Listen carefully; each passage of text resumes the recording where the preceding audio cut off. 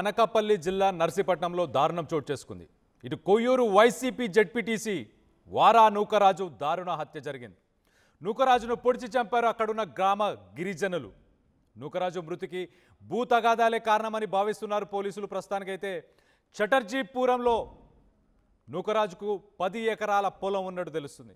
కొన్నాళ్ళుగా ఆ భూమి విషయంలో గిరిజనులతో నూకరాజుకు తగాదా అవుతూ వచ్చింది. మొత్తానికైతే ఈ ఉదయం నూకరాజు గిరిజనుల మధ్య వాగ్వాదం చెలరేగింది. ఒక్కసారిగా మాట పెరగడంతో నూకరాజుని ప్రత్యర్థులు చంపేనట్టు తెలుస్తుంది.